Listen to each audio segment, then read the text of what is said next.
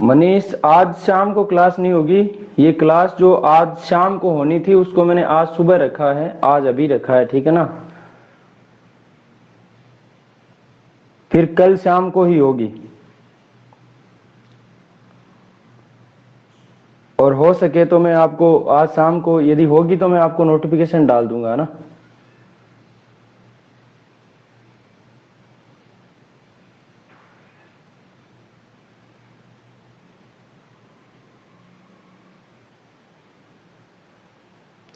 कल वाली दोस्तों क्या है कि हमारे प्रशासन गांव के संग जो अभियान चल रहा है उसमें काम इतना ज़्यादा था कि मैं 10 बजे फ्री हुआ कल रात को, तो इस वजह से मैं क्लास नहीं ले पाया आपकी। तो मैंने इसीलिए नोटिस बोर्ड पे सूचना भी डाल दी थी आप लोगों को। चलिए फिर किया जाए स्टार्ट। यहाँ पर दोस्तों अपन जो टॉपिक पढ़ रहे थे वो लाभ हानि पढ़ रहे थे, ठीक है ना। और लाभ हानि टॉपिक को अपन ने 0 से स्टार्ट किया था। इसकी शायद 4 या 5 क्लासें हो चुकी हैं और कंप्लीट इसको करने वाले हैं, 1 या 2 क्लास में हो जाएगा। लेकिन भाई कंप्लीट करने से मतलब नहीं है, अपने को भागने से मतलब नहीं है। टॉपिक जो है वो बढ़िया तरीके से अपने कवर होना चाहिए। अभी मेरा कल एक साथी है विकास मान, जो कि मेरी क्लास में पढ़ता भी है, आज नहीं जुड़ा होगा अभी, एसएससी एमटीएस का पेपर दे के आया। उसने कहा सर कि आपके और तो सारे क्वेश्चन पढ़ गए, उसमें मैथ और रीजनिंग के एक क्वेश्चन नहीं पढ़ा। मैंने कहा कौन सा नहीं पढ़ा? बोला समय कार्य मजदूरी का एक क्वेश्चन था, जो वो एक किसी कार्य का 1/4 भाग इतने दिन में भी उसी कार्य का 16 सही 2/3%। मैंने कहा ये सवाल सेम टू सेम मेरी क्लास में करवाया, देख। उसने देखा तो 28वें नंबर का जो क्वेश्चन था वो मेरा वो सवाल ही क्लास में करवाया हुआ था, है ना। तो क्या है कि मेरी क्लास से बाहर क्वेश्चन नहीं जाएगा। मतलब जो क्लास में मैंने क्वेश्चन करवा दिए ना, यदि आप उन क्वेश्चनों को ही रिपीट करके चले गए ना, तो मैं बता रहा हूँ क्वेश्चन की जो भाषा है, भाषा भी नहीं बदलेगी। संख्या चेंज हो सकती है, संख्या का तो मैं क्या ही कर सकता हूँ, लेकिन क्वेश्चन की भाषा भी नहीं बदलेगी, ये मेरी गारंटी है। क्योंकि बहुत अच्छे तरीके से मैंने सारी चीजें आप लोगों के लिए तैयार करके रखी है कि मेरा स्टूडेंट कहीं भी परेशान ना हो। यदि वो मेरे पास पढ़ रहा है तो उसे कहीं जाने की जरूरत ना पड़े। इसलिए बहुत बढ़िया तरीके से मैटर तैयार करके रखा आप लोगों के लिए। और मेरे माइंड में मैं कभी भी क्वेश्चन टीप के नहीं लिखवाता, मेरे खुद के क्वेश्चन बनते हैं यहाँ पर। तो पेन और नोटबुक तैयार रखें। देखो यहां पर लाभ हानि टॉपिक में अपन आगे चर्चा करते हैं। तो सबसे पहला जो क्वेश्चन अपन लास्ट में कर रहे थे कल वाले क्लास में, सॉरी परसों वाले क्लास में, तो वो क्वेश्चन क्या था, इस तरीके से था। तो मैं दूसरा क्वेश्चन देता हूं यहां पर कि किसी या कुछ वस्तुएं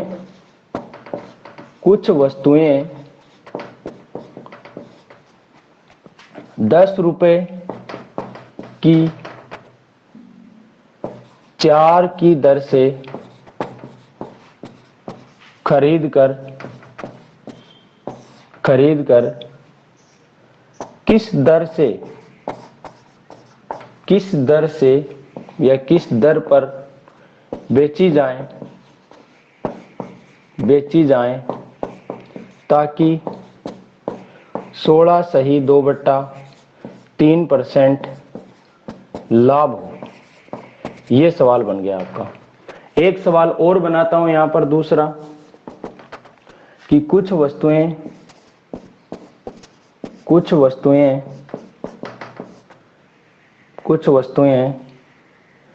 15 रुपए की 6 की दर से बेचने पर 12.5% हानि होती है। 12.5% की जगह दूसरा ले लेता हूं यहाँ थोड़ा सा, 6 सही 1/4% हानि होती है। तो वस्तुएं किस दर से या किस दर पर खरीदी गई या खरीदने का जो भाव है वो बताइए। ये मेरा सवाल है। दो सवाल है दोस्तों यहाँ पर। ऐसा सवाल मैंने परसों वाली जो शाम 8 से 10 क्लास थी उसमें बताया था आप लोगों को। यस और नो? कौन कौन था भाई परसों वाली क्लास में शाम को?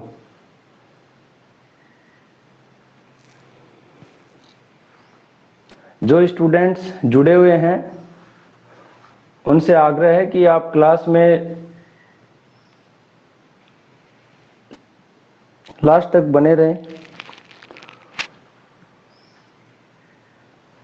और पेन और नोटबुक लेके बैठें ताकि आपका भी माइंड ना भटके, आप क्लास को सही तरीके से ले पाएं।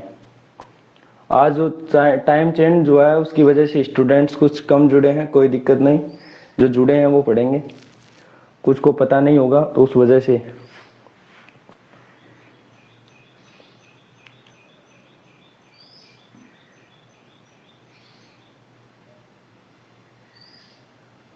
कोई बात नहीं, परसों की क्लास में आप नहीं भी थे तो ये आपके जो क्वेश्चन है वो कवर करवा देंगे अभी, ठीक है ना। अब देखिए दोस्तों, ध्यान से समझना इस क्वेश्चन को। सबसे पहली बात देखो, कुछ वस्तुएं 10 रुपए की 4 की दर से खरीदी। एक मिनट, थोड़ा सा इसको चाय पिला देता हूं मैं।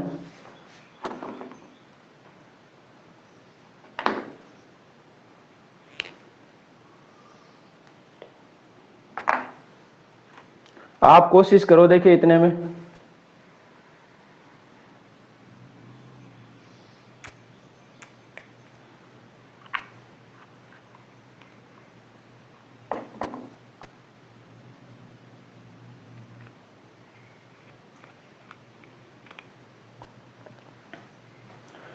देखिए दोस्तों, यहां पर 10 रुपए की 4 वस्तुओं की दर से कुछ वस्तुएं खरीदी हैं और उनको 16 सही 2/3% की दर से क्या किया है, बेचा है दोस्तों, ठीक है ना।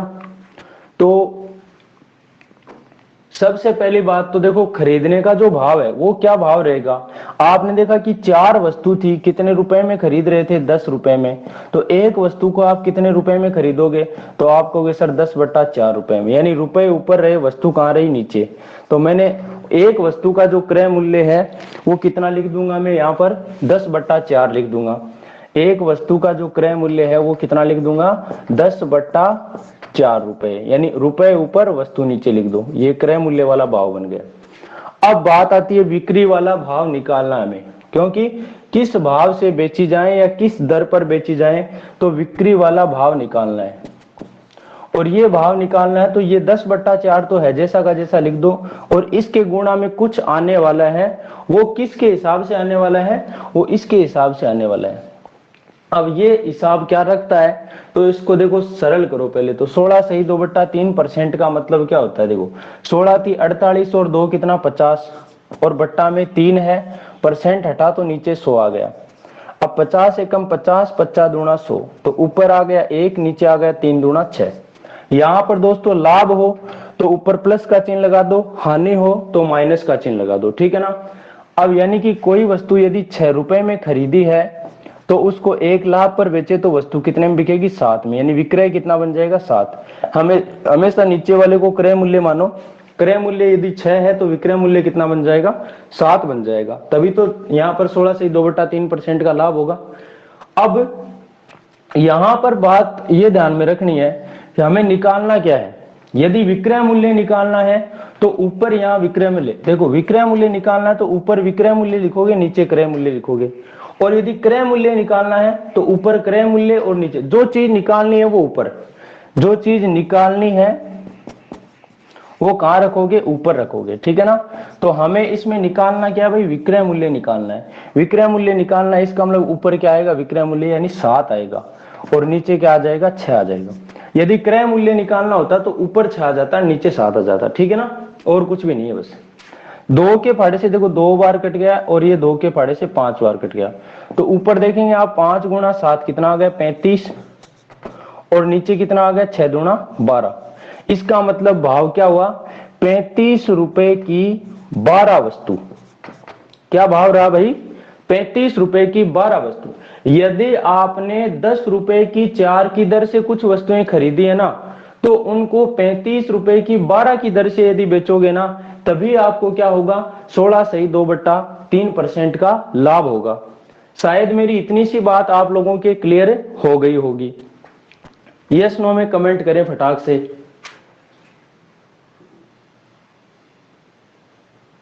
हाँ, 70/24 करो चाहे 35/12 करो, एक ही बात है।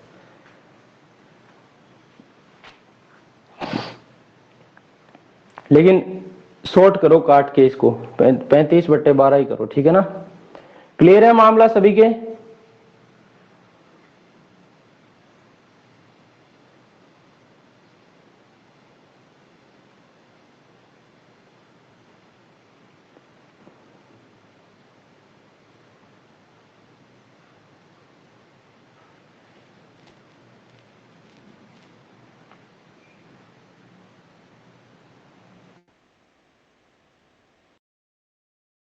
में ये इसी सवाल को कुछ ऐसे बोल दिया जाता, जैसे यहां बोला कि कुछ वस्तुएं 10 रुपए की 4 की दर से खरीद कर, अब किस दर की जगह हमें ऐसे दे दिया जाता, किस दर की जगह अपने को ऐसे दे दिया जाता कि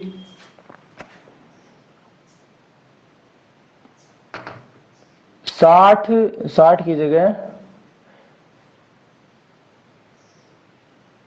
72 वस्तु कितने रुपए में बेची जाएं ताकि 16.2/3% लाभ हो। तो यहां पर गड़बड़ हो गई ना, 72 वस्तु आ गई, कितने रुपए में बेची जाएं ताकि इतना लाभ हो। तो आप क्या करोगे, यहां पर देखिए, सबसे पहले दोस्तों आपने देखा, पहला काम देखो, इस 72 वस्तु को आप छोड़ दो, अपने को इतना काम तो करना ही पड़ेगा। तो इतना काम करने से फायदा क्या होगा, अपना भाव आ जाएगा। भाव का मतलब ये हुआ कि 12 वस्तु यदि आप बेचोगे तो कितने में बिकेंगी, 35 में बिकेंगे, या फिर 35 रुपए की कितनी, 12 वस्तु। अब यदि यहां पर अगला वस्तु देता है तो वस्तु के बराबर लिख दो, और मूल्य देता है और वस्तु पूछता है तो मूल्य की जगह मूल्य लिख दो। तो आपने देखा कि यहां 12 वस्तु यदि बेचनी हो तो कितने रुपए में बिकेंगी, 35 में। लेकिन अगले ने वस्तु कितनी दे दी, यहां पर 72 वस्तु की, 72 वस्तु कितने में बेची जाएगी, तो देखो 12 वस्तु 35 में बेची जाएंगी। अब 12 की जगह वस्तु मैंने कितनी कर दी, 72 कर दी, यानी वस्तुएं क्या हो गई, 12 की 6 गुना हो गई, 12 की 6 गुनी हो गई ना वस्तु।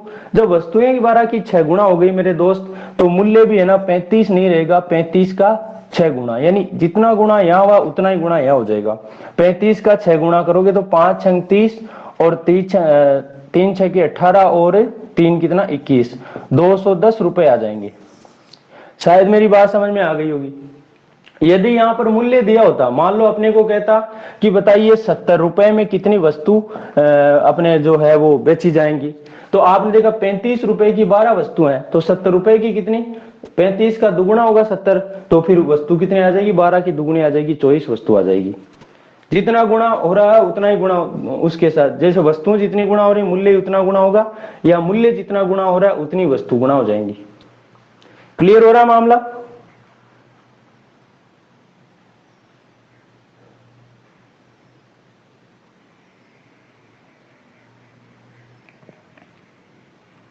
अब जैसे ऊपर वाले सवाल में ही ये पूछ लेता कि यहां पर 72 वस्तु की जगह ये आता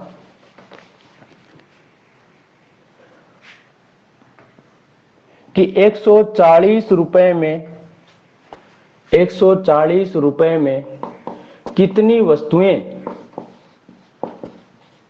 वस्तुएं बेची जाएं ताकि 16.2/3% का लाभ हो। तो क्या करोगे आप, आपने देखा कि यहां पर जब 35 वस्तु बेचोगे ना, सॉरी 35 रुपए में कितनी वस्तु बेचोगे आप, 12 वस्तु बेचोगे। अगले रुपए कितने दे दिए, 140 दे दिए।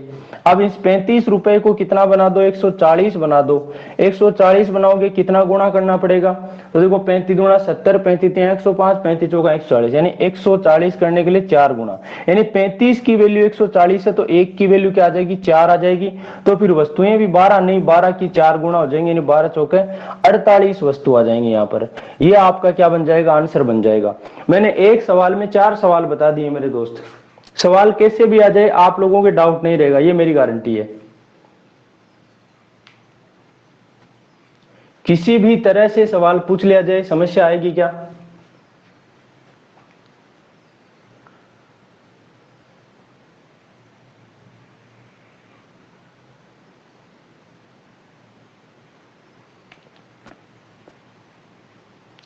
अब आप नीचे वाला जो सवाल है ना उसको हल करो, देखे जल्दी से।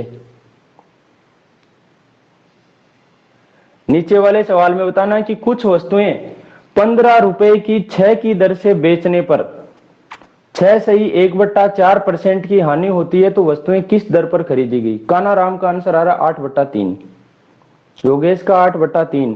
8/3 का मतलब 8 रुपए की 3 वस्तु।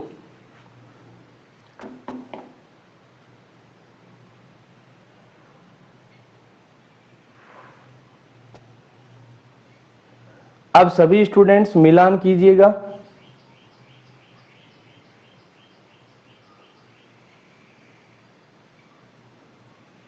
हाँ बिल्कुल मनीष जाखड़, 8 रुपए की 3 वस्तु।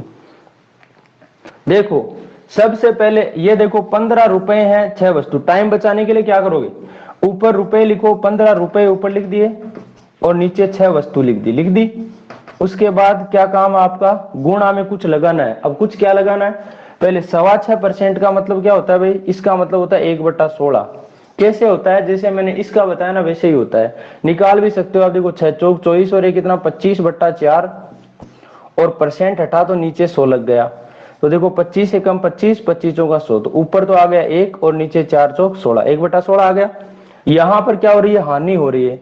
तो जब लाभ होता है तो यहाँ प्लस लगाना, हानि होती तो माइनस, तो यहाँ लगा दिया मैंने माइनस। अब 16 में 1 कम किया, कितना आ गया मेरे दोस्त, 15 आ गया। आ गया। अब ये 15 आ गया। देखो 16 यदि क्रय मूल्य हो तो 15 क्या बन जाएगा, विक्रय मूल्य बन जाएगा, है ना। क्यों, क्योंकि 16 में खरीद कर 15 में बेचोगे तभी तो इतने परसेंट की हानि होगी आपको, ठीक है ना। तो अब देखिए हमें निकालना क्या है, कुछ वस्तुएं इस दर पर बेचने पर, मतलब बेचने वाला तो दे रखा है, बेचने वाला दे रखा है और इतने परसेंट की हानि होती, किस दर से खरीदी गई, खरीदी गई इसका मतलब क्रय वाला भाव निकालना है हमें। और क्रय वाला भाव निकालना है, मैंने कहा जो चीज निकालनी है वो आपको कहां रखनी है, ऊपर रखनी है। जो चीज आपको निकालनी है वो कहां रखनी है, ऊपर रखनी है। तो निकालने की आपने को क्रय वाला भाव, क्रय निकालना तो ऊपर 16 रखोगे और विक्रय निकालना तो ऊपर 15 रखोगे। जैसे इसमें क्या निकालना था, बेची जाए, किस दर पर बेची जाए, विक्रय वाला निकालना था, इसलिए ऊपर क्या आया, ऊपर 7 आया था, ठीक है ना। 16 से 2/3% का मतलब 1/6 ऊपर जुड़ा तो कितना 7। तो विक्रय मूल्य को हम ऊपर रख रहे थे, लेकिन इस सवाल में क्रय मूल्य को ऊपर रखेंगे तो क्रय मूल्य कितना है भाई, 16 है। 16 को ऊपर रख दिया और 15 कहां आ जाएगा, नीचे आ जाएगा धीरे से, ठीक है। कर दो काट पीट, 15 से तो 15 ही कट गया, 2 से ये 3 बार कट गया, ये 2 से 8 बार कट गया। इसका मतलब है 8 रुपए की 3 वस्तु। सवाल का मतलब ये हुआ कि यदि आप कुछ वस्तुएं 8 रुपए की 3 की दर से खरीद कर उन्हें यदि आप 15 रुपए की 16 की दर से बेचोगे ना, तो आपको फाइनली क्या होगा, 6 - 1/4% की हानि होगी, ठीक है ना। शायद मेरी बात समझ में आ गई होगी। लेकिन इसी सवाल में यदि यहां पर ऐसे होता सवाल, हानि होती है तो 40 रुपए की कितनी वस्तुएं खरीदी गई, ठीक है ना। 40 रुपए की कितनी वस्तुएं खरीदी गई या खरीदी जा सकती है वो बताइए। तो आप क्या करोगे, देखो जब 8 रुपए की, ये भाव वाला काम तो आपको करना ही पड़ेगा, ठीक है ना। जब आपको 8 रुपए की 3 वस्तु मिले तो 40 रुपए आ गए, रुपए 8 की बजाय कितने बन गए, 40। 8 रुपए को मैंने 40 बनाया तो 8 का कितना गुणा करना पड़ा, 5 गुणा, 8 बन जो 40। तो फिर वस्तुएं भी है ना वो 3 नहीं रहेगी, 3 की कितनी गुणा हो जाएंगी, 5 गुणा हो जाएगी, तो तीनों पंचो 15 वस्तु आ जाएंगी। जब 8 रुपए की 3 वस्तु आएंगी ना तो 40 रुपए की 15 वस्तु आएंगी। इसी का यदि सवाल उल्टा होता, यदि हमें क्या दे रखा होता, रुपए की जगह वस्तुएं दे रखी होती, मान लो क्या दे रखी होती हानि होती है तो 96 रुपए की कितनी सॉरी 96 रुपए की बजाय 96 वस्तुएं कितने रुपए में खरीदी गई। 96 वस्तुएं कितने रुपए में खरीदी गई। अब दोस्तों इस सवाल में क्या कर दिया अपने साथ, यहां पर अगले ने बोल दिया वस्तुएं 96 है। देखो वस्तु यदि 3 हो तो मूल्य 8 रुपए लगेगा, लेकिन अगले ने वस्तु 3 की बजाय कितनी बना दी, 96 बना दी। वस्तु 96 बना दी जो कि 3 की कितनी गुणा है, तो गुणा देख लो कितना हो रहा है, 3 का भाग दो, 3 3 9, 3 दूना 6 यानी 32 गुणा। जो वस्तु 32 गुणा होगी तो मूल्य भी क्या हो जाएगा, इसका 32 गुणा हो जाएगा। मतलब कितना आ जाएगा, 8 दूना 16, 8 3 24 और 1 25 यानी 256 रुपए लगेंगे। फिर तो मैंने 2 सवालों में आपको कितने सवाल बता दिए, कम से कम 6-7 सवाल जो है वो क्लियर करवा दिए मेरे दोस्तों। शायद मेरी बात आप लोगों के समझ में आ गई होगी कंप्लीटली। इस सवाल में दिक्कत नहीं होनी चाहिए आप लोगों के, है क्या भाई।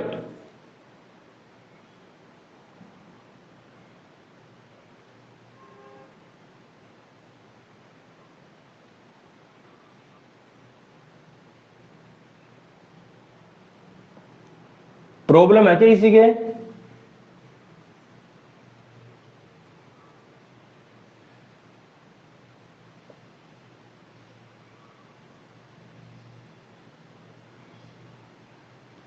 हाँ भाई ये कौन बैठे हैं, वीडियो ओपन कर रखा है, क्या नाम है आपका दोस्त,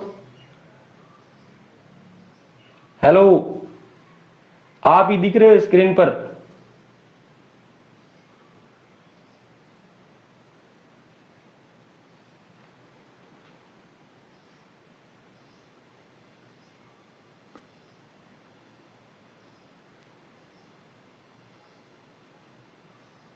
मोहित मीना,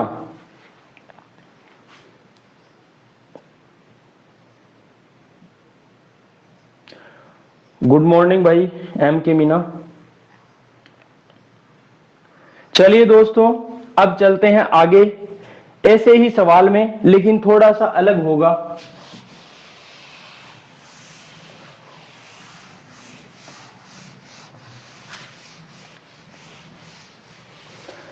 देखिए सवाल आपका बन गया है कि 60 रुपए की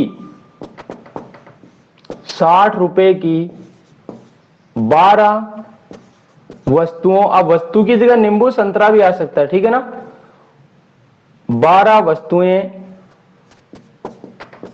बेचने पर, 60 रुपए की 12 वस्तुएं बेचने पर 20% हानि होती है, 20% हानि होती है। तो वस्तुओं को किस दर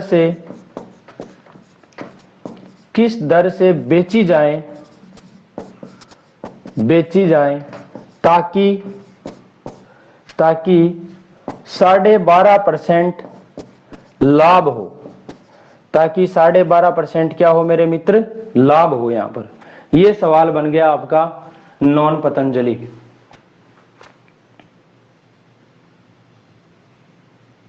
हाँ मैंने म्यूट कर रखा है दोस्तों, ऑन करूं माइक, कोई प्रॉब्लम है आपके।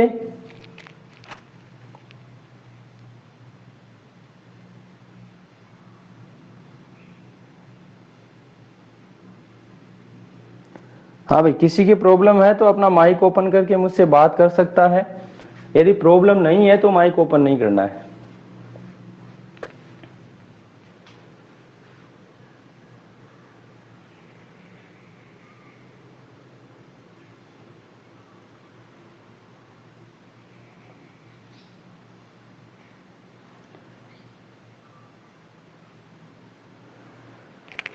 देखिए दोस्तों अब इस सवाल में क्या हो रहा है, देखो यहां तो हो रहा है 20% की हानि और यहां हो रहा है 20% का लाभ। तो सबसे पहले देखो 20% की हानि हो रही है, 20% हानि का मतलब क्या हुआ कि यदि कोई चीज आपने 100 रुपए में खरीदी है तो वो कितने में बिकेगी, 80 में बिकेगी, ठीक है ना। और 12.5% लाभ का मतलब क्या है कि 100 वाली चीज कितने में बिकेगी, 112.5 में बिकेगी। कितने में बिकेगी, 112.5 में। यही तो होगा ना भाई। 20% हानि का मतलब 100 वाली 80 में बिकेगी, और 12.5% लाभ का मतलब 112.5 रुपए में बिकेगी। ठीक है ना।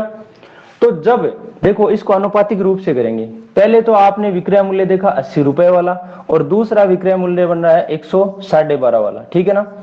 जब आपने वस्तु 80 रुपए में यानी 80% के हिसाब से बेची, तब कितनी वस्तुएं बेची जा रही थी, 60 रुपए की 12 वस्तु बेची जा रही थी। क्या हिसाब था, यहां पर 80 का अनुपात लगा देता हूं, 60/12, रुपए ऊपर वस्तु नीचे।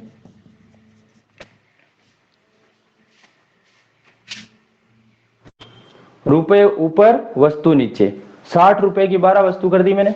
फिर समानुपात 112.5 में कितनी वस्तुएं किस दर से बेची जाए, तो यहां वाला मूल्य हमें पता नहीं, तो मैं यहां पी रुपए की क्यू वस्तु लिख देता हूं। ठीक है ना, पी रुपए की क्यू वस्तु लिख देता हूं। अब ये भाव अपना आ जाएगा। देखो कैसे आएगा। सबसे पहले बाह्य पदों का गुणनफल बराबर आंतरिक पदों का गुणनफल। ठीक है, कैसे करोगे, बाह्य पदों का गुणनफल बराबर आंतरिक पदों में, यानी 80 को तो गुणा करना है किससे, पी बट्टा क्यू से। और ये जो 60/12, देखो 12 से 60 कट गया 5 बार, और 5 गुणा हो जाएगा किससे, इस 112.5 से। ठीक है ना, 112.5 से। एक मिनट दोस्तों, तो यहां पर देखिए, अब जो गुणा में 80 है ना, ये 80 यहां से कट जाएगा और कहां चला जाएगा, गुणा वाला यहां भाग में चला जाएगा 80। तो देखो 5 से काट सकते हो आप, 5 से 80 कट गया कितनी बार, 16 बार, 16 पंजो 80। और इसका आप पॉइंट हटाओगे तो नीचे क्या लग जाएगा, 10 लग जाएगा। पॉइंट के आगे एक अंक है तो 10, दो अंक है तो 100 लग जाएगा। काट पीट करोगे, देखो 5 के पहाड़े से 2 बार कट गया, और ये 5 से काटोगे तो 5 दूना 10, एक बचा तो 12, 5 दूना 10, फिर 2 बच गया 25, 5 25 हो गया। ऊपर तो आ जाएगा 225, और नीचे क्या आया, 16 दूना 32। तो ऊपर क्या चीज थी, पी था, और नीचे क्यू है। पी क्या चीज मानी थी हमने, रुपए, यानी कि 225 रुपए की कितनी वस्तु बेची जाएंगी, 32 वस्तु बेची जाएंगी। हाँ भाई, प्रॉब्लम है किसी के, सर एक बार फिर से समझाओ। एक बार फिर से समझाऊं। देखो यहां हाँ। पर 100 वाली चीज 80 में बिकेगी तो 20% की हानि होगी, और 112.5 में बिकेगी तो क्या होगा, 20%, सॉरी 12.5% का लाभ होगा। इतनी बात समझ में आ गई। अब जो 80 वाला भाव है, या फिर आप देखो इसको अनुपातिक रूप से नहीं करो तो आप ऐसे कर सकते हो कि यहां पर 20% की हानि है। ठीक है, यानी 100 वाली चीज 80 में बिके, 80 की वैल्यू किसके बराबर जा रही है, यहां पर 16 रुपए की 12 के हिसाब से, सॉरी 60 रुपए की 12, 60 रुपए की 12 के हिसाब से। जब 80 की वैल्यू ये है, तो बताओ एक की वैल्यू क्या होगी, 80 की वैल्यू ये है तो एक की वैल्यू आ जाएगी 60/12 पड़ा है अपनी जगह, और ये 80 कहां चला जाएगा, नीचे चला जाएगा, ये आ जाएगी। तो फिर बताइए कि 12.5 की वैल्यू, 112.5 की वैल्यू क्या होगी, तो 112.5 की वैल्यू निकालने के लिए आप क्या करोगे, 60/12, नीचे 80 पड़ा ही है, और ये 112.5 आ जाएगा गुणा में। ऐसे कर सकते हो आप, तो ये वाला भाव आ जाएगा आपका। ठीक है ना। अब देखो कितना आएगा, देखो 12 से 60 कट गया 5 बार, 5 से 80 कट गया 16 बार, 16 पंजे 80, और इसका पॉइंट हटाया तो नीचे 10 आ गया। 5 से 2 बार कटा, ये 5 से कट गया कितनी बार, 5 दूना 10, एक बचा तो फिर 5 दूना 10, 5 25, तो ऊपर तो आ गया 225, और नीचे क्या आ गया, 16 दूना 32। ऊपर वाला रुपए होता है, नीचे वाली वस्तुएं होती है, यानी कि आप 225 रुपए की 32 वस्तु बेचोगे, तब जाके 12.5% का क्या होगा, लाभ होगा। क्लियर है मामला, क्लियर है क्या भाई।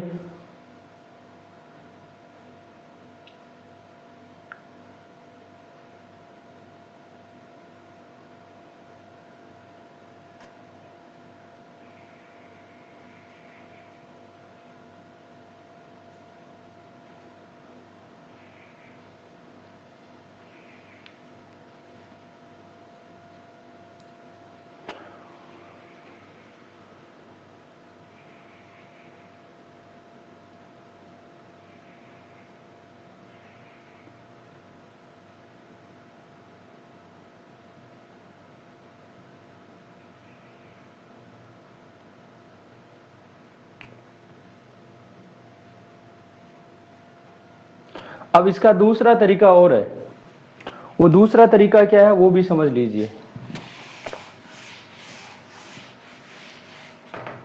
यहां पर देखो पहले 20% की हानि है, तो 20% की वैल्यू क्या होती है, 20% का मतलब 1/5 होता है। हानि है तो माइनस लगा दो, 5 में से 1 गया कितना, 4। यानी यदि वस्तु आपने 5 रुपए की खरीदी है तो उसको बेचोगे कितने में, 4 में बेचोगे, ठीक है ना, 4 में बेचोगे। तो ये क्रय और विक्रय का अनुपात आ गया। उसके बाद आप देखेंगे 12.5% है, 12.5% का मतलब क्या होता है, 1/8 होता है। यहाँ क्या हो रहा है, लाभ हो रहा है, लाभ का मतलब प्लस। तो 8 वाली वस्तु 8 में 1 जुड़ा कितने में बिकेगी, 9 में बिकेगी। 8 क्रय है तो विक्रय कितना बनेगा, 9 बनेगा। अब यहां पर दोस्तों देखिए जो सौदा चल रहा है वो किसका चल रहा है, देखो 60 रुपए की 12 वस्तु है, ठीक है, 60 रुपए की 12 वस्तुएं, 1 मिनट,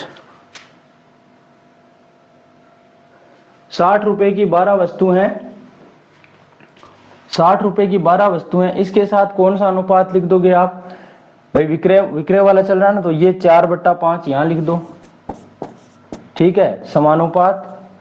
फिर आप जो 60/12, यहाँ वस्तु का पता नहीं, देखो अगली वस्तुओं का पता नहीं, तो वस्तु में P/Q मान लेता हूं कि कितने रुपए की कितनी वस्तु, ये यहां लिख दिया मैंने। और इसके अनुपात में लिख दो 9/8, ठीक है। तो इसको सरल कर दीजिए, आप देखो कैसे करोगे, इनका गुणनफल बराबर इनका गुणनफल। अब आपने यहाँ पहले 60/12 लिखा है तो यहाँ P/Q यानी वस्तु, यहां पर आप जो भाव लिख रहे हो ना वो लिख दो, और परसेंटेज वाला यहां लिख दो, ठीक है ना। यदि परसेंटेज वाला पहले लिख दिया तो पहले परसेंट वाला के हिसाब से कर दो। तो देखो 4/5 गुणा P/Q आ जाएगा बराबर 9/8 गुणा 60/12 आ जाएगा, ठीक है। और ये 4/5 यहां से कटेगा तो कहां चला जाएगा, देखो 5 नीचे है वो ऊपर चला जाएगा, 4 कहां जाएगा, नीचे आ जाएगा, ठीक है ना। काट पीट करो, देखो यहां पर आपका 12 से 60 कट गया 5 बार, ठीक है, और कोई कट नहीं रहा, तो नीचे तो क्या आ गया, 8 गुणा 4 32 आ गया, और नीचे क्या आ गया, 5 25, 25 को 9 से गुणा किया 225 आ गया। यानी 225 रुपए की 32 वस्तु बेची जाएंगी, ठीक है ना। यदि अपने को सवाल में ऐसे बोलता कि ऐसे बोल देता, बताइए कि 96 वस्तुएं कितने रुपए में बेची जाए, कितने रुपए में बेची जाए, तो आप क्या करते बताइए। इसी सवाल में आप तब क्या करते, कैसे करते, इसको करो देखिए, तब इस सवाल को आप कैसे करते।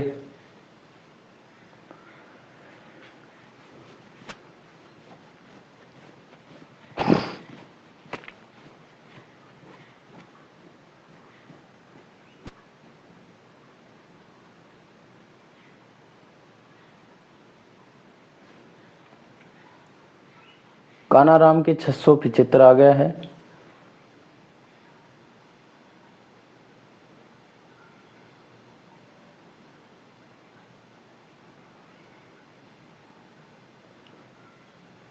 योगेश, मनीष, इनके भी 675 आ गया है।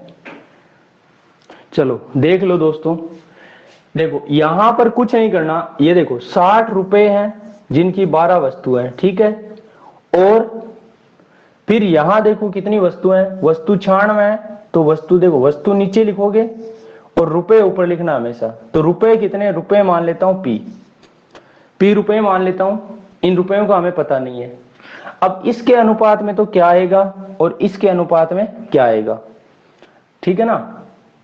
तो दोनों का अनुपात में देख लीजिए, बीच में समानुपात लगा देना, आनुपातिक रूप से हो जाएगा ये सवाल। 20% हानि, तो 20% का मतलब अभी मैंने बताया था 1/5 है, हानि है तो 1 कम हो जाएगा, तो ये आया 4/5। इस 4/5 को यहां लिख दो, ठीक है। और इसके अनुपात में क्या लिखोगे, 12.5% का मतलब 1/8 होता है, यहाँ लाभ हो रहा है इसलिए प्लस 8 में 1 जुड़ा 9, तो ये 9/8 कहां लिख दोगे, इसके अनुपात में लिख दोगे। देखो 60 रुपए की 12 वस्तु हैं, आपने 20% हानि के हिसाब से बेची, यानी यहाँ 4/5 कर दो। और P रुपए की 96 वस्तु बेची तो आपको 12.5% लाभ हुआ, तो ये इसका मतलब 9/8 है, ये यहाँ लिख दो, लिख दिया। अब इसको तो इससे गुणा, इसको इससे गुणा, तो देखो 4/5 गुणा p बट्टा 96 बराबर 60/12 गुणा 9/8। मध्य पदों का गुणनफल बराबर बाह्य पदों का गुणनफल। ठीक है, अब काट पीट कर दो। देखो 12 से आपका 60 कट गया 5 बार। अब इन संख्याओं जो इधर वाली संख्या है ना दोस्तों, इनको डायरेक्ट उधर भेज दो। कैसे भेजोगे, देखो नीचे वाली संख्या को तो ऊपर भेज दो, ऊपर वाली को नीचे। यहां से मैं इन सबको काट देता हूं और देखो 4 है ना, 4 तो चला जाएगा नीचे, और ये 5 और 96 कहां चला जाएगा, ऊपर चला जाएगा। यहां से काट के उधर डायरेक्ट पहुंचा दिया मैंने। अब काट पीट करो आप, देखो 8 से काटोगे तो 8 से 12 8 96, 12 बार कट गया। 4 से 12 कट गया 3 बार। तो आपने क्या देखा, ये नीचे वाले सारे मान कट गए। 5 9 45, और 45 को 3 से गुणा करोगे तो कितना आएगा, 45 को 3 से गुणा किया तो, एक मिनट,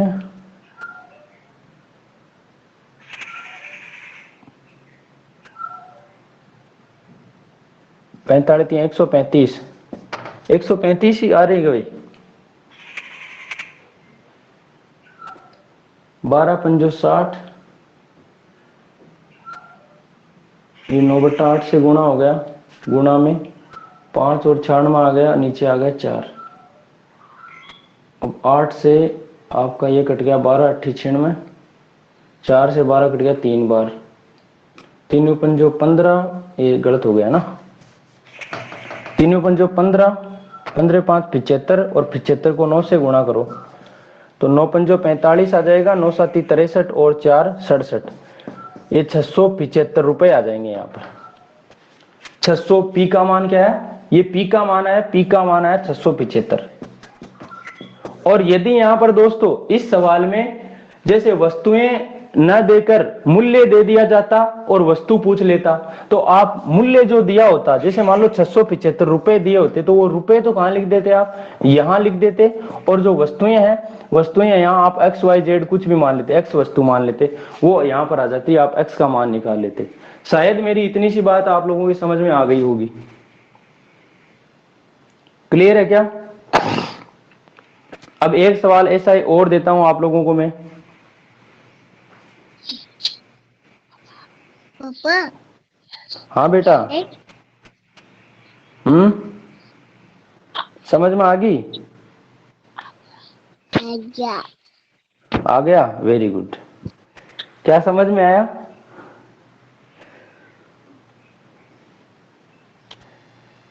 चलो दोस्तों करते हैं फिर आगे। एक सवाल और देते हैं आपको ऐसा ही।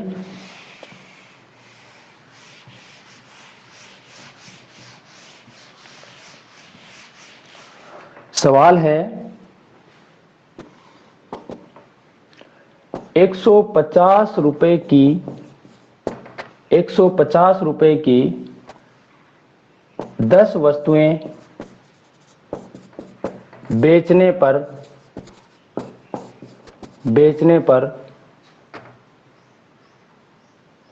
25% हानि होती है तो 12 वस्तुएं कितने रुपए में बेची जाए, कितने रुपए में बेची जाए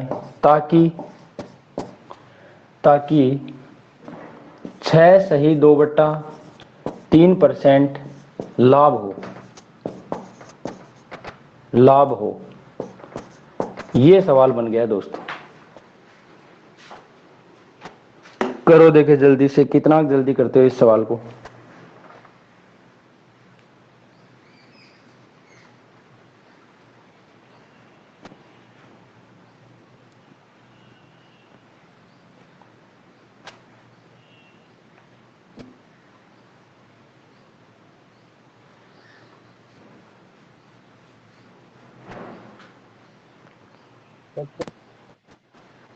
हैं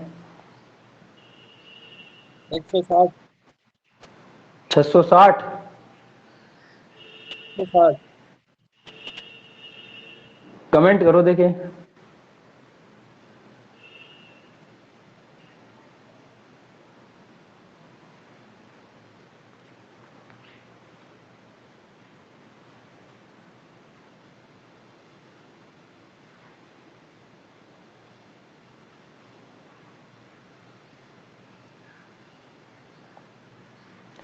योगेश कुमार 120। अब देखो भाई, सबसे पहला काम यहां देखो, रुपए हमेशा ऊपर वस्तु नीचे। 150 रुपए की वस्तु कितनी? 10 लिख दिया। इसके अनुपात में क्या आएगा उसको छोड़ दो, फिर समानुपात। अब कितनी वस्तुएं देखो, 12 वस्तुएं कितने रुपए की, तो रुपए लिख दो ऊपर। कितने रुपए?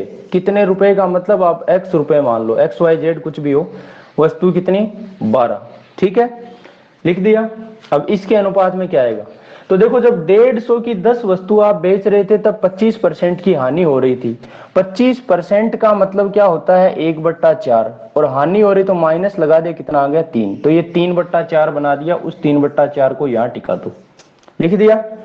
फिर देखिए यहां पर क्या हो रहा है, 6 सही 2/3% का लाभ। इसको जब सरल करोगे तो कितना आएगा? 6 18 और 2 20/3% को हटाया, नीचे आ गया 100। तो 20 से 100 कट गया 5 बार, ऊपर आ गया 1, नीचे आ गया 3 पंजो 15। यहां लाभ हो रहा है इसलिए प्लस कर दो, 5 15 में 1 जुड़ा, कितना आ गया? 16, यानी 16/15। ये यहां पर लिख दो दोस्तों, 16/15 लिख दिया। अब कर दो बाह्य पदों का गुणनफल बराबर आंतरिक पदों का गुणनफल। तो आंतरिक पदों को देखा आपने तो क्या है? 3/4 गुणा x/12 बराबर इधर कितना है? 150/10 गुणा 16/15, ये आ गया। ठीक है, दासू से दासू सवाल है, इससे बड़ा भारी सवाल नहीं बनेगा। इस टाइप का जो सवाल बनेगा, देखो 0 से 0 ये कट गया आपका, और 15 से ये 15 भी कट गया। अब बात आती है, देखो 3 से 4 बार कट गया, 12 कट गया ना। अब ऊपर तो कुछ बचा नहीं, नीचे बचा ये 4 और ये 4, इन दोनों को यहां काट देता हूं मैं, और कहां लगा देता हूं? 4 गुणा 4 यहां ऊपर लगा देता हूं, क्योंकि जो नीचे संख्या है वो उधर जाएंगी तो कहां जाएंगी? ऊपर, और ऊपर वाली संख्या कहां जाएंगी? नीचे। तो x की वैल्यू क्या आ जाएगी? x की वैल्यू यहां आ जाएगी, देखो 16 गुणा 4 गुणा 4, तो 4 चौक 16, और 16 को 16 से गुणा किया तो 256 आएंगे। x क्या चीज थी भाई? कितने रुपए? तो 256 रुपए आ जाएंगे यहां पर, कि 256 रुपए की आप 12 वस्तुएं बेचोगे, तब जाके 6 से 2/3% का क्या होगा दोस्तों? यहां पर क्या होगा रे मनवा? लाभ होगा। योगेश 160 कैसे आई?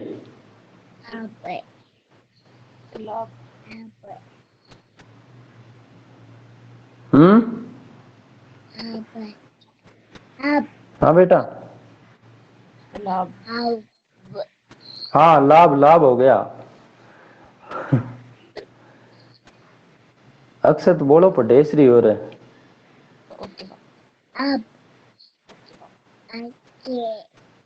ओके बेटा, ओके।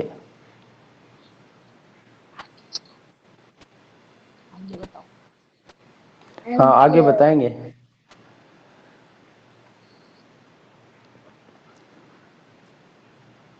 तो इतना मामला शायद क्लियर हो गया होगा। अब देखिए अगले सवाल की ओर चलते हैं, किस तरीके से बनने वाला है सवाल।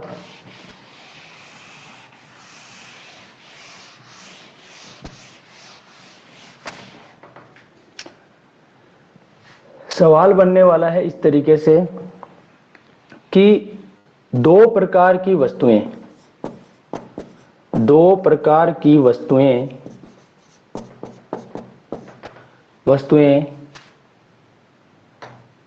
2 रुपए की, 2 प्रकार की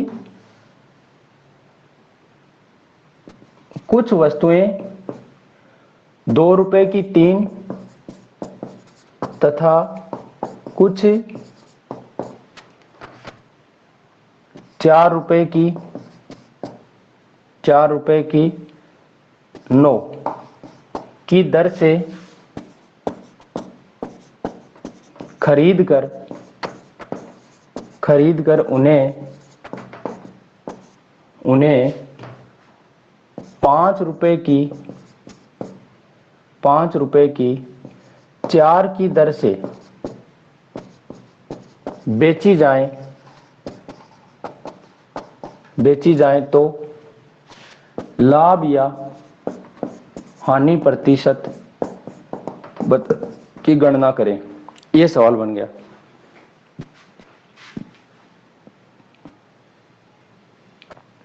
लाभ या हानि प्रतिशत की गणना करें। दोस्तों मेरे इस चैप्टर में आपको टाइम लग सकता है, लेकिन चैप्टर इतना दासू तरीके से करवा दूंगा, सवाल एक भी बाहर नहीं जाएगा, ये मेरी गारंटी है। और जो विद्यार्थी नए जुड़े हुए हैं और ये सोच रहे हैं कि सर हमारा एग्जाम नजदीक है, इस तरीके से हमारा सिलेबस कैसे हो पाएगा, तो मैंने ऊपर आपको लिंक दे रखा, ऊपर लिंक क्या, ऊपर यूट्यूब चैनल नाम लिख के दे रखा, सीकर कंपटीशन क्लासेज SCC, और दूसरा मैथ्स बाय मनोज दानोदिया के नाम से, ठीक है। ऊपर वाला चैनल मैथ्स के लिए है और नीचे वाला चैनल रीजनिंग के लिए है, ठीक है ना। तो जिन विद्यार्थियों ने इस चैनल, इन दोनों चैनलों को नहीं देखा है, इन चैनलों को देखिए आप, और इस पे जाके आप सीकर कंपटीशन क्लासेज वाले चैनल पे देखोगे पूरी की पूरी मैथ्स की क्लासें, जो क्लासें अभी जैसे लाभ हानि टॉपिक है तो वो इस पे नहीं है, वो इस पे डल रहा है। 3 क्लासें अपलोड कर दी है मैंने, और जो टीचमेंट पे पहले लाइव क्लास मेरी पेड क्लासें जो थी वो क्लासें वहां पर अपलोड की हुई है, उनको वहां से आप देख सकते हो। प्लेलिस्ट बनी हुई पड़ी है हर टॉपिक की, प्रतिशत है, अनुपात समानुपात है, आयु संबंधी प्रश्न है, समय कार्य मजदूरी है, समय दूरी रेलगाड़ी है, नाव धारा है, ब्याज दोनों है, साधारण ब्याज चक्रवृद्धि ब्याज, सब टॉपिक बिना फॉर्मूले पढ़ाए हुए हैं। एडवांस मैथ्स में क्षेत्रमिति है, 2D 3D दोनों करवाई हुई पड़ी है, ज्यामिति पूरी कंप्लीट डाली हुई पड़ी है।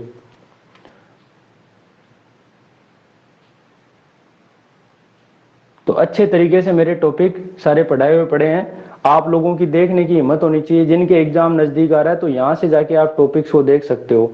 बाकी लाइव क्लास जो है वो शाम को 8 से 10 बजे चलती है, तो वहां से देखिए। आज की क्लास जो थी वो मैंने आज 8 से 10 रखी है, लेकिन 8 से 9 ही ले पाऊंगा मैं, ठीक है ना। 1 घंटे करूंगा क्योंकि कुछ स्टूडेंट्स को पता भी नहीं है, इस वजह से मैं 1 घंटे की क्लास ही करूंगा। अभी दूसरी क्लास जो है वो शाम को रहेगी 8 से 10 में। अब देखिए इस क्वेश्चन को हम कैसे करते हैं दोस्तों, समझना। आपको कुछ नहीं, मैंने कहा ना कि रुपए ऊपर वस्तु, सबसे बड़ा रुपया है ना, लेकिन मेरे लिए नहीं है भैया। यहां पर देखो 2 रुपए की 3 वस्तु, तो ऊपर रुपए लिख दो, नीचे वस्तु लिख दो, लिख दी 2 रुपए की 3। फिर 4 रुपए की 9, ये भी मैंने लिख दिया 4 रुपए की 9। फिर क्या है 5 रुपए की 4, तो यहां लिख दी 5 रुपए की 4। लेकिन ये जो दोनों प्रकार की वस्तुएं ये तो आपने खरीदी है, और इन दोनों को मिलाकर आपको क्या करना पड़ेगा, बेचना पड़ेगा, ठीक है ना।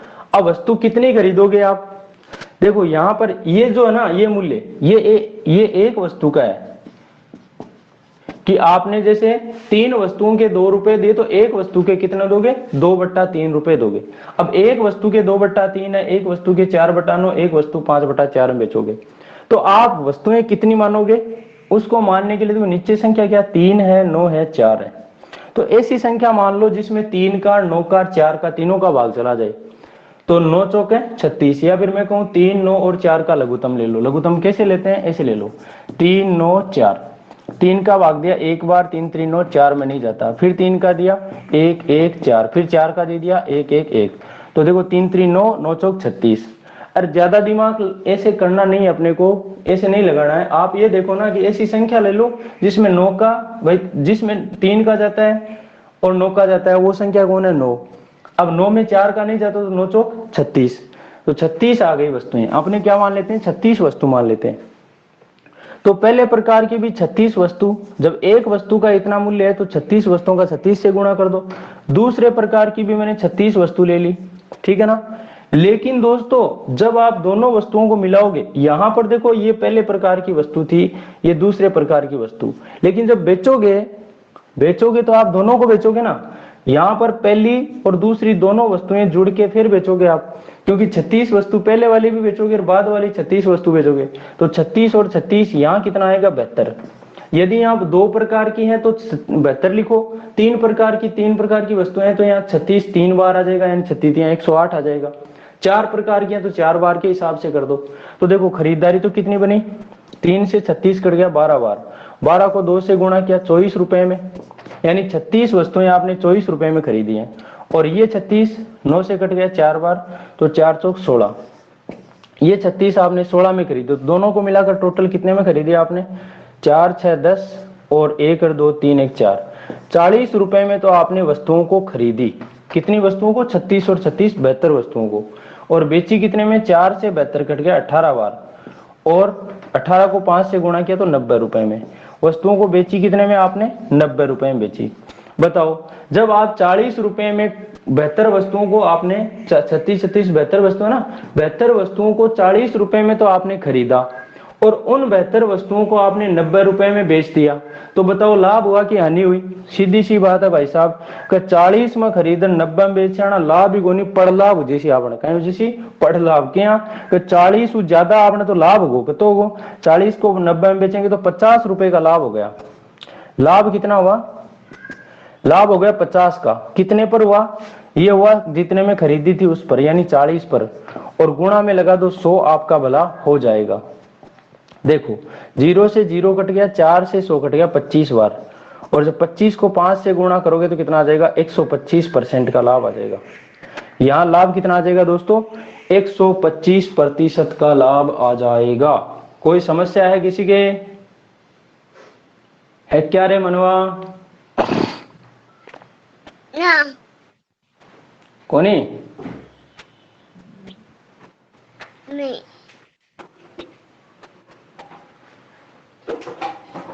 चलो अच्छी बात है।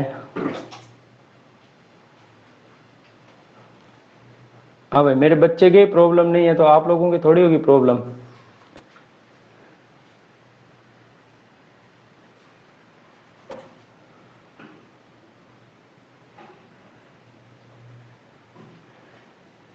ऐसा एक सवाल और दूं,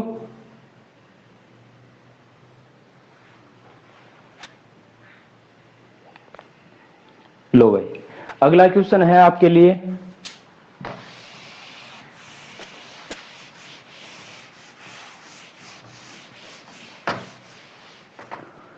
यहां पर क्वेश्चन है कि 3 प्रकार की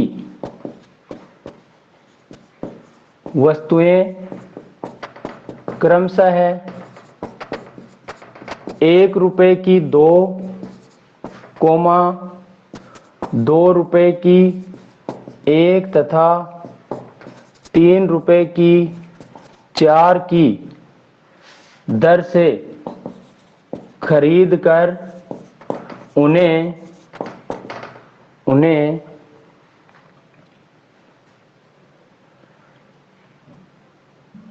6 रुपए की 2 की दर से बेची जाएं तो लाभ या हानि प्रतिशत क्या होगा। यह सवाल बन गया। वस्तुएं 3 प्रकार की हैं, जल्दी से आंसर बताएं। देखिए सभी,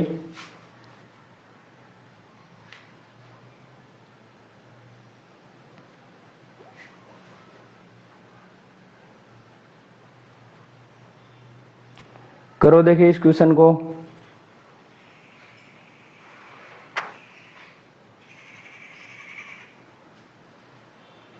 इस टॉपिक में आपके कौन कौन से टाइप बच गए हैं। देखो एक तो बेईमान दुकानदार से संबंधित है, एक ये नींबू संतरा वाला, इस तरीके का सवाल हो ही गया। यहाँ पर वस्तुओं की जगह नींबू संतरे कुछ भी आ जाए।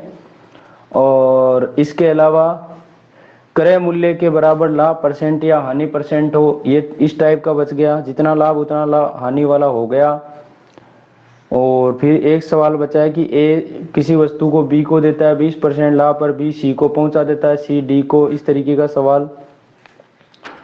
एक टाइप का सवाल है कि किसी वस्तु है उनका इतना भाग है 20% के लाभ से, कुछ वस्तुओं को लागत मूल्य पर और वास्तविक जो लाभ हुआ वो कितना परसेंट हुआ, इस तरीके से सवाल बनेगा। फिर एक सवाल ऐसे बनता है कि जैसे 40 वस्तुओं का क्रय मूल्य बराबर 50 वस्तुओं का विक्रय मूल्य है तो लाभ या हानि प्रतिशत, इस तरीके का जो सवाल टाइप बनने वाला है। एक न लाभ न हानि वाला क्वेश्चन बनेगा, एक खरीद और बिक्री दोनों समय क्या हो, धोखेबाजी हो, इस तरीके का सवाल, एक विक्रय मूल्य समान होने की कंडीशन जिसमें क्रय मूल्य हमें दे रखा हो, इस तरीके का सवाल बनेगा।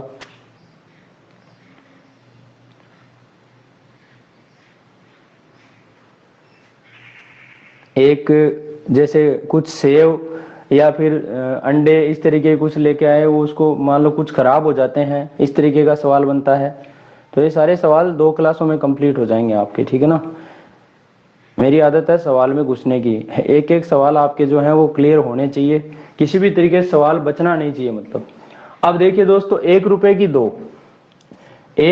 2 वस्तु, 2 रुपए की 1 वस्तु, फिर 3 रुपए की 4 वस्तु और 6 रुपए की 2 वस्तु, ये लिख दिया आपने क्रमागत रूप से। और दूसरा भी तरीका है, लेकिन इससे आपका थोड़ा सा फास्ट बनेगा सवाल, ठीक है ना।